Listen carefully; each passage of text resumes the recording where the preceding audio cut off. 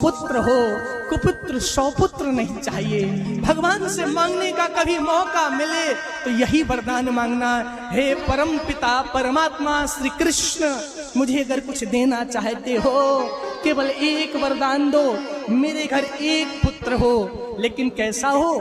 भगवान का भजन करने वाला हो, संतों की सेवा करने वाला हो, गौ की सेवा करने वाला हो, शास्त्रों को मानने वाला हो, मेरी वृद्धावस्था में सेवा करे, सही आचरण करे। अरे भैया वो 2 4 10 20 50 100 फैक्ट्रियां ना लगा पाए चलेगा, केवल अपने परिवार का ठीक तरह से भरण पोषण कर ले, यही बहुत है। लेकिन असत्य का आचरण जीवन में ना करे। जिस दिन आपने जीवन में ये वरदान मांग लिया, सत्य कह रहा हूं, आप लाखों में एक हो जाओगे, करोड़ों में एक हो जाओगे, करोड़ों में गिनती की जाएगी आपकी, असली धनवान आप कहे जाओगे।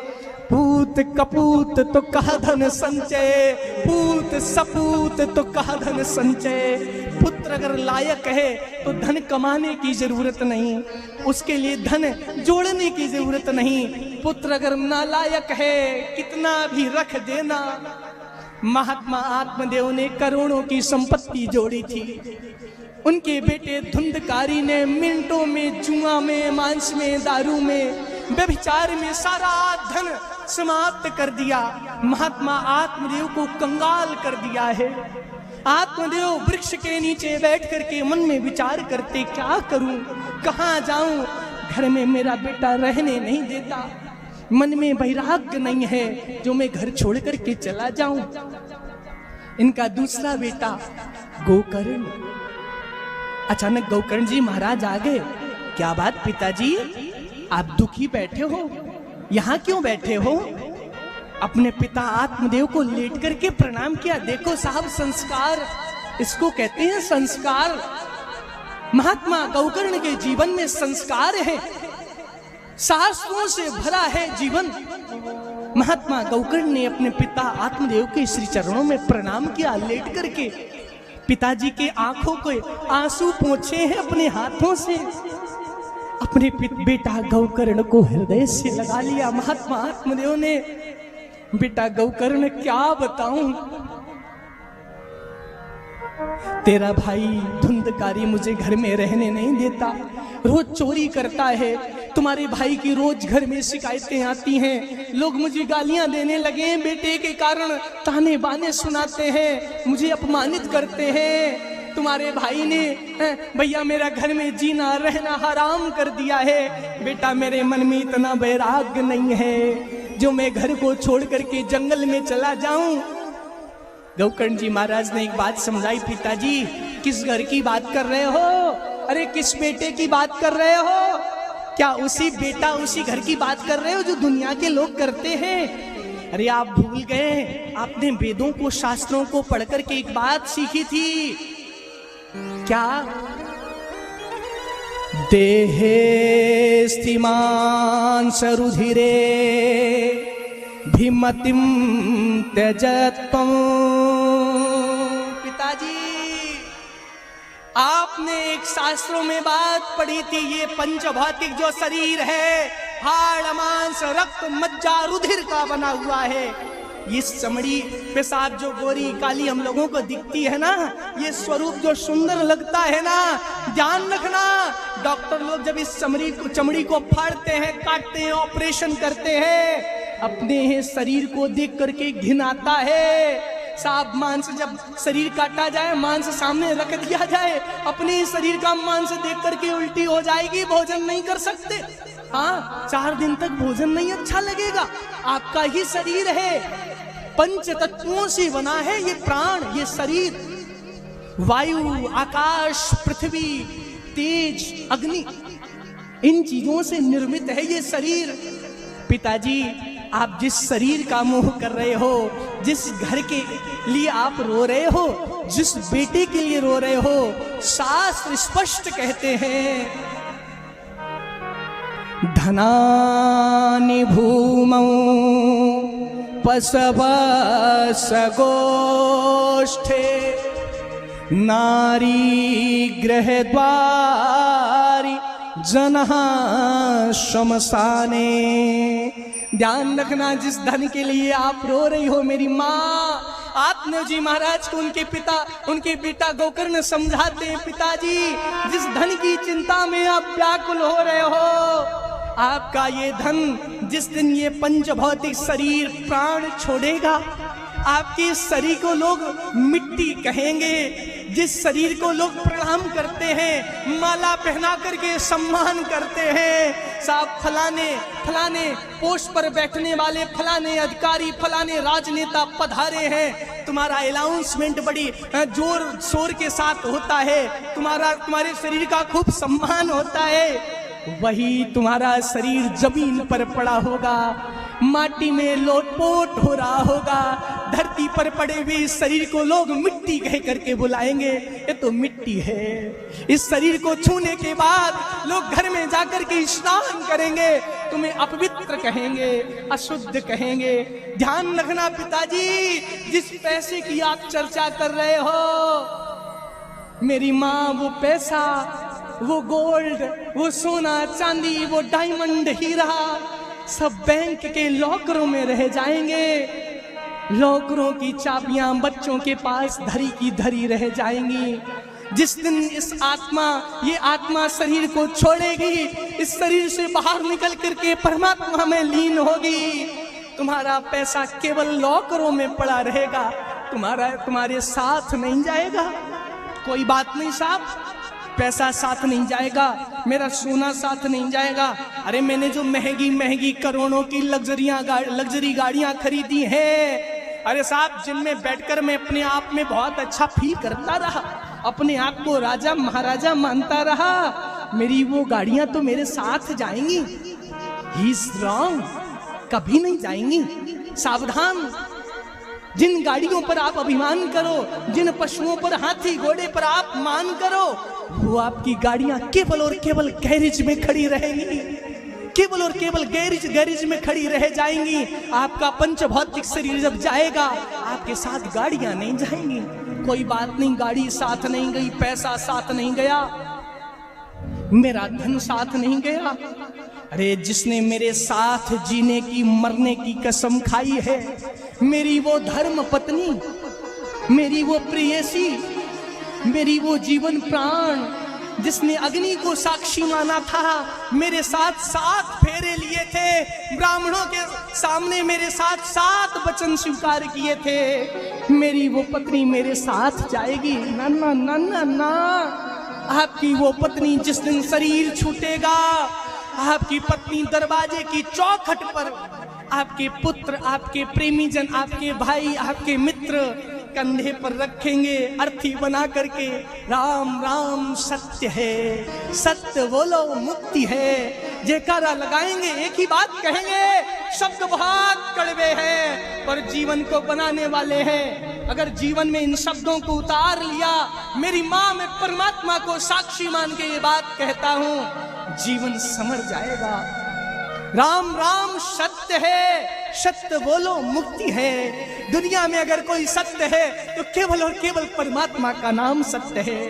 अगर तुम सत्य बोलते रहोगे तो मुक्ति हो जाएगी, अन्यथा यहीं भटकते रहोगे झूठी मोह माया के झंझटों में, केवल और केवल जिंदगी भर 1 वर्ष से लेके के 90, 95, 100 वर्ष तक केवल और केवल आंसू बहाओगे, कभी सुख नहीं मिलेगा। अगर तुमने परमात्मा को समझ लिया, ईश्वर के नाम को जान लिया, सत्य बोलना जीवन में सीख गए, उसी दिन से खुश हो जाओगे, तुम्हारे मन में शांति आ जाएगी। ध्यान रखना, जिस पत्नी ने साथ में साथ जीने की, साथ मरने की कस्में खाई थी, वो बातें, वो कस्में, वो स्नेह, वो प्रेम आपके मकान की दरवाजे के चौखट तक रह जाता है। आपकी पत्नी आपके साथ जाना चाहती है, आपकी मृत यात्रा, शुभ यात्रा निकल रही होती है, कंधे पर रख करके 4 लोग ले जाने लगते हैं, आपकी पत्नी चीखती है, चिल्लाती है। आज पत्नी का कलेजा फटा जा रहा है, मानो साफ हृदय से प्राण निकला जा रहा हो, लेकिन बेबस है। दरवाजे की चौखट की मर्यादा को लांघ नहीं सकती। आपकी वो प्रेयसी, आपकी पत्नी दरवाजे के आगे नहीं जा सकती। कोई बात नहीं साहब, मेरी पत्नी मेरे साथ नहीं गई। गौकर्ण जी महाराज ने आईना दिखाया आत्मदेव जी को, अपने पिता को। आप लोगों को स्पष्ट बता रहा हूं, जिंदगी की, जीवन की ये सच्चाई है। जिसके लिए हम लोग रोते हैं वो केवल और केवल झूठा, सत्य को जानते ही नहीं है, सत्य से परिचित ही नहीं है। कोई बात नहीं, मेरा पैसा काम नहीं आया, मेरी गाड़ियां काम नहीं आई, मेरे द्वारा कमाया गया धन। मेरी माताएं लड़ती हैं ना, मुझे फलाना हार चाहिए फलानी रस्म पे, हाँ फलाना त्योहार आएगा, मैं त्योहार तब मनाऊंगी जब मुझे इतनी कीमत वाला फलाने फलाने और रत्नों से जड़ा हुआ मुझे हार मिल जाएगा। ए मेरी माँ, हार के लिए मत झगड़ा किया करो। अरे परमात्मा के सामने जिस दिन तुम हार गए उस दिन दुनिया से जीत जाओगे। झगड़ा करना है तो परमात्मा से हारने का झगड़ा करो। उस सोने के, डायमंड के हार के लिए अगर झगड़ा करोगी तो झगड़ती रह जाओगी, जीवन में हासिल नहीं कर पाओगी।